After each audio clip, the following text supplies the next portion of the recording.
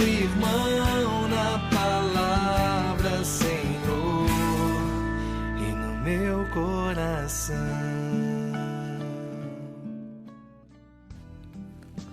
Olá, meus irmãos e minhas irmãs, paz e bem, sejam todos bem-vindos a esse momento nosso de encontro com o Evangelho que levamos até a sua casa pelos nossos meios de comunicação. Celebramos hoje a festa de dois grandes apóstolos do Evangelho e de duas colunas angulares da Igreja, Pedro e Paulo. Portanto, observemos de perto, meus irmãos, essas duas testemunhas da fé. No centro da sua história não está a própria destreza, mas o encontro com Cristo que lhes mudou a vida. Fizeram a experiência de um amor que os curou e libertou, e por isso tornaram-se apóstolos e ministros de libertação para os outros. Pedro e Paulo são livres unicamente porque foram libertados. Por isso, detenhamos-nos nesse ponto central. Pedro, o pescador da Galileia, foi libertado em primeiro lugar da sensação de ser inadequado e da amargura de ter falido. E isso verificou-se graças ao amor incondicional de Jesus. Embora fosse um hábil pescador, várias vezes experimentou em plena noite o sabor amargo da derrota por não ter pescado nada. E perante as redes vazias, sentiu a tentação do desânimo. Apesar de forte e impetuoso, muitas vezes se deixou tornar pelo medo. Embora fosse um discípulo apaixonado do Senhor, continuou a pensar a maneira do mundo sem conseguir entender e aceitar o significado da cruz de Cristo. Apesar de dizer-se pronto a dar a vida por ele, bastou sentir-se suspeitado de ser um dos seus para se atemorizar, chegando a negar o próprio Mestre. Mas Jesus amou-o desinteressadamente e apostou nele. Encorajou-o a não desistir, a lançar novamente as redes ao mar, a caminhar sobre as águas, a olhar com coragem para sua própria fraqueza, a segui-lo pelo caminho da cruz, a dar a vida pelos irmãos e a apacentar as suas ovelhas. Deste modo, libertou-o do medo dos cálculos baseados apenas nas seguranças humanas, das preocupações mundanas, infundindo nele a coragem de arriscar tudo e a alegria de sentir-se pescador de homens. Foi precisamente a ele que chamou para confirmar na fé os irmãos. Como vimos no Evangelho, deu-lhes a chave para abrir as portas que levam a encontrar o Senhor e o poder de ligar e desatar, ligar os irmãos a Cristo e desatar os nós e as correntes das suas vidas. Tudo isso só foi possível porque antes, como nos dizia a primeira leitura, Pedro foi libertado. As correntes que o mantinham prisioneiro são quebradas, e tal aconteceu na noite da libertação dos israelitas da escravidão do Egito.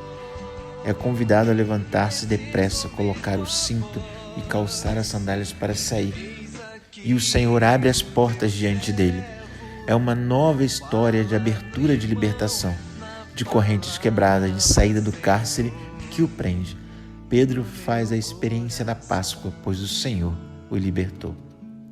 Também o apóstolo Paulo experimentou a libertação por obra de Cristo. Foi libertado da escravidão mais opressiva, a de si mesmo. E de Saulo, nome do primeiro rei de Israel, tornou-se Paulo, que significa pequeno. Foi libertado também daquele zelo religioso que o tornara fanático na defesa das tradições recebidas e violento ao perseguir os cristãos. A observância formal da religião e a defesa implacável da tradição, em vez de o abrir ao amor de Deus e dos irmãos, haviam endurecido o coração. Foi disto que Deus o libertou. Ao invés, não o poupou a tantas fraquezas e dificuldades que tornaram mais fecunda a sua missão evangelizadora. As canseiras do apostolado, a enfermidade física, as violências e perseguições, os naufrágios, a fome e a sede, e, segundo as suas próprias palavras, o espinho que o atormentava na carne. Paulo compreendeu assim que o que há de fraco no mundo é que Deus escolheu para confundir o que é forte. Que tudo podemos nele que nos dá força, e que nada poderá jamais separar-nos do seu amor. Por isso, no final da sua vida, como nos dizia a segunda leitura, Paulo pode dizer: O Senhor esteve comigo e também me livrará de todo o mal. Paulo fez a experiência da Páscoa, pois o Senhor também o libertou. Por isso, meus irmãos e minhas irmãs, a igreja olha para esses dois gigantes da fé e vê dois apóstolos que libertaram a força do Evangelho no mundo, só porque antes foram também libertados pelo encontro com Cristo. Ele não o julgou, nem humilhou, mas partilhou de perto e afetuosamente a sua vida, sustentando-os com sua própria oração e às vezes admoestando-nos para os impelir à mudança. A Pedro disse Jesus com ternura: eu roguei por ti para que a tua fé não desapareça. E a Paulo pergunta: Saulo, Saulo, por que me persegues? De igual modo procede Jesus também conosco, assegurando-nos a sua proximidade, rezando por nós, intercedendo junto do Pai e repreendendo-nos com doçura quando erramos, para podermos encontrar a força de nos levantar novamente e retomar o caminho. Tocados pelo Senhor também nós somos libertados e sempre temos necessidade de ser libertados, porque só uma igreja liberta é uma igreja credível. Como Pedro, somos chamados a ser libertos da sensação da derrota face à nossa pesca por vezes mal sucedida, a ser libertos do medo que nos paralisa e nos torna medrosos, fechando-nos nas nossas seguranças e tirando-nos a coragem da profecia.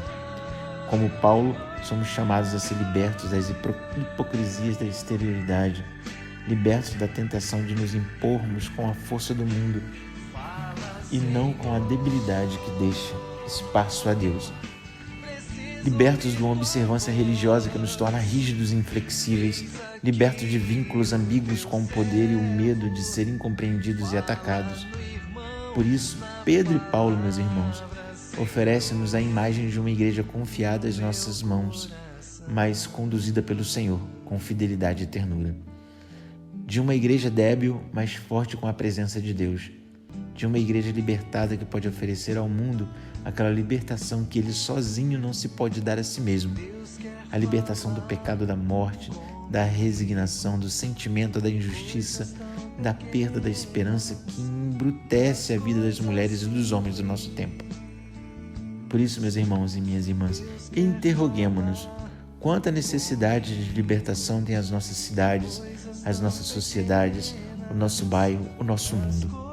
Quantas correntes devem ser quebradas e quantas portas trancadas devem ser abertas? Podemos ser colaboradores dessa libertação, mas só se primeiro nos deixarmos libertar pela novidade de Jesus e caminharmos na liberdade do Espírito Santo.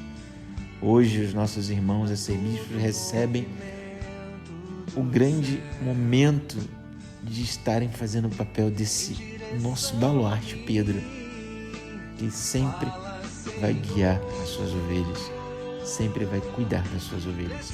E Paulo, aquele que nos chama a atenção na observância do Evangelho. Por isso, meus irmãos e minhas irmãs, paz e bem, e sejamos mais coerentes com o Evangelho, principalmente nesse dia tão importante para a igreja, onde celebra aqueles que deram a sua vida pelo Evangelho. Paz e bem. Fala, Senhor, preciso ouvir tua voz. Eis aqui o teu servo, fala no irmão, na palavra, Senhor, e no meu coração.